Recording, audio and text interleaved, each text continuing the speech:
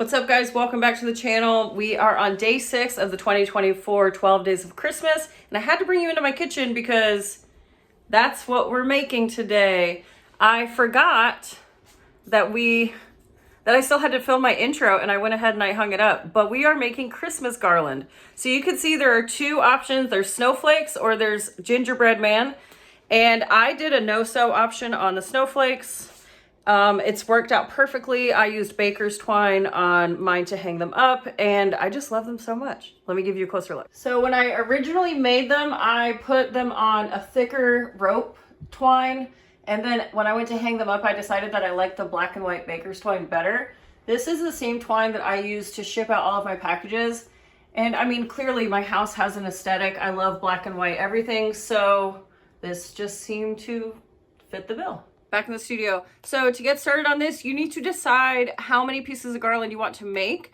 As you can see, I did 4 in my kitchen. I originally made 5, but it didn't fit, so I hung the 5th one up. You might have spied it, it was behind my back.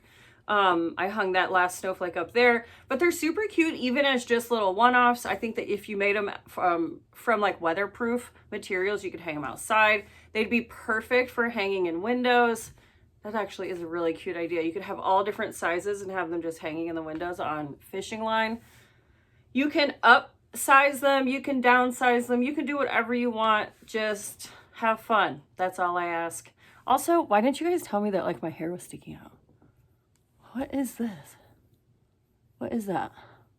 What is that?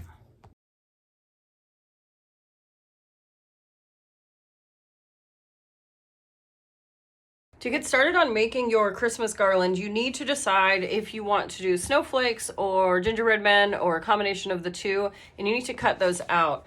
Now, you'll notice in the printable that they are double-sided and they're connected by a straight edge in here through the middle, and that is so it can be double-sided. If you don't care if they're double-sided, you can certainly just cut it in half and then double your winnings. But I made it long enough to where it will accommodate about 1/4 of an inch rope. But you can also use ribbon or twine or whatever else you have on hand for your garland itself, for the actual string. This is just what I could find. So I have decided to do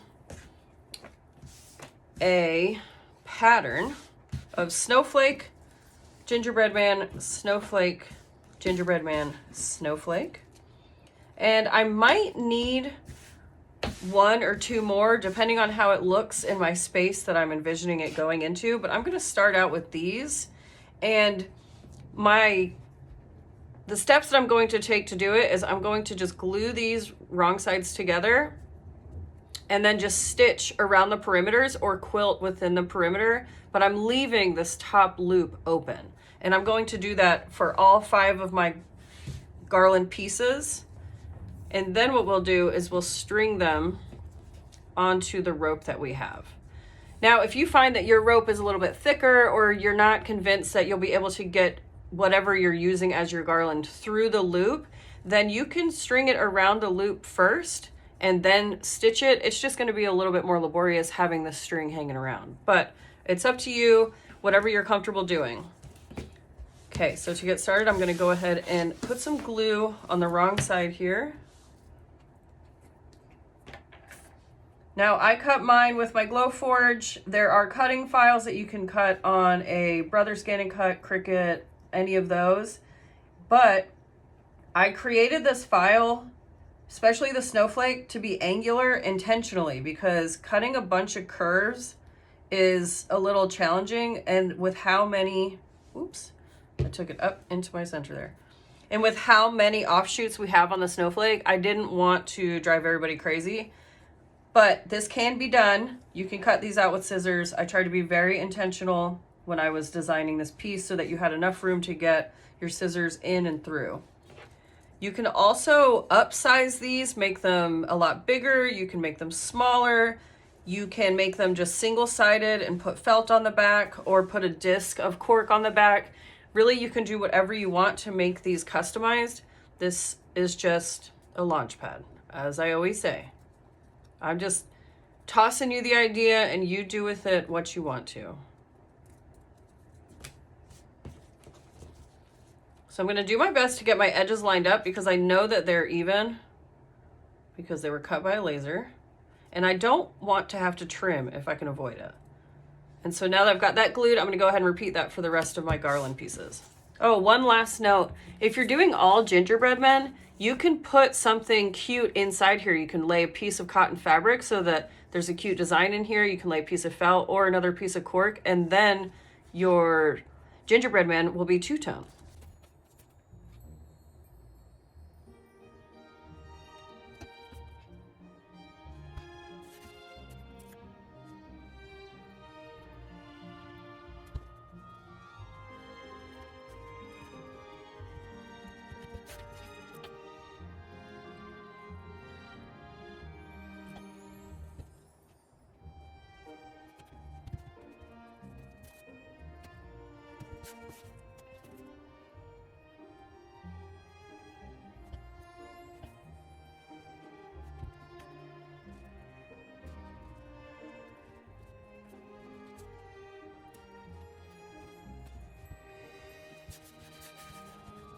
All right, so now that we have them all glued, I wanted to kind of just touch base on a no-sew option. If you have faith in your glue that it will be permanent, then don't even sew these. Just save yourself that step and just let them dry and then string them onto your garland, and then you're good to go. Another option is you can edge coat these so that the two pieces fuse together. Or just finish them with Mod Podge or something that will seal the edges. So then that's another way that you know that they're not going to come unstuck. And then of course we can go old school route and stitch them. The gingerbread man, it's a little bit tight in through here. So you want to make sure that you're paying attention to your perimeters whenever you're stitching around. And when you are stitching, of course, you're not stitching above this loop right here. You want to keep that open at all times. So I think for the purposes of this video, I will stitch just to show you that it can be done, and I'll meet you back here once I'm done with that.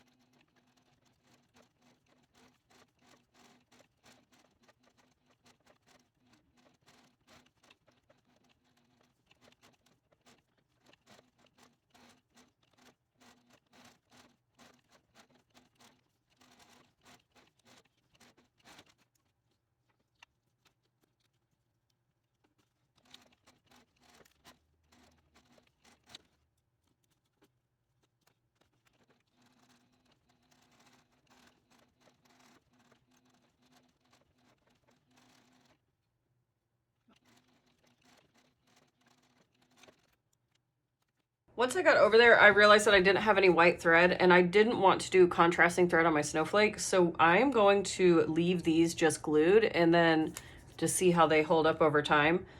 I might go back and spread the glue out a little bit more thoughtfully just because I wasn't paying too close attention because I thought I was going to sew them. But I might just add some here on the points just so that they don't get messed up when they're being packaged up for the season. And then on the gingerbread men, I did one, like my crazy quilting that I do on all sorts of things. If you've been around a while, you've certainly seen this. And he looks a little wild. I kind of like him though. He's almost like a voodoo doll gingerbread man. And then this one, I just went around the edges and left the center plain. And I like both of them. I think they're both great options. So the last thing that we need to do to finish up our garland is just string them onto whatever string you're going to be using. And again, you can use this type of rope, you can use twine, you can get, you know, like baker's twine, it's like black and white or red and white. I think that would be really cute as well. But we're going to do this twine here, and we're just going to string it through the loops that we left open.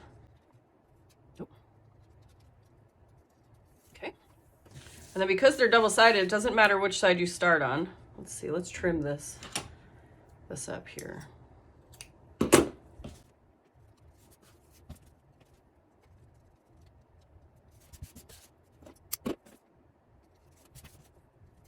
And then depending on where you're going to be hanging it, you'll figure out your spacing. Now, what I'm imagining, so I'm going to hang this up in my kitchen, and I'll definitely show you guys once I get it hung. But I'm imagining that it will loop up and connect to tacks or command hooks or something like that here in the centers, and then each hanging loop will have its own character. I feel like the projects kind of just keep getting cuter and cuter. And I know I said this a video or two ago, but sometimes when I make these things, when I think of the ideas, I think that they're going to be lame. And then when I actually make it, I just fall in love with it. And so I couldn't be more pleased with how the Garland came out. I think that the window idea, having them hanging in the windows, is a really great idea. I'm probably going to do that because I just think that sounds so cute and darling. I'm really getting into my decor over the last couple of years, and I've just been slowly kind of building it over the years. Really just like garland and lights and stuff. I love the soft glow of like a gentle Christmas light. Our whole living room is done. I'm not big on holidays in general, just I don't like the commercialization of them, but I love the meaning behind them and like the togetherness and the closeness that you feel with your family and your friends. And I just love the soft glow of Christmas lights. It makes my heart happy. So we went ahead and we already put our tree up even before Thanksgiving because I don't care. It is black though, so there's that. All right, guys, don't forget to give me a like, drop me a comment, let me know what you think. Can you think of any other garland shapes? Maybe we can take a page from the ornament section and do, I think stockings would be really cute. You could even make those out of felt. Gosh, that's another thing that you can make out of felt. All right, I'll see you back here tomorrow for day 7.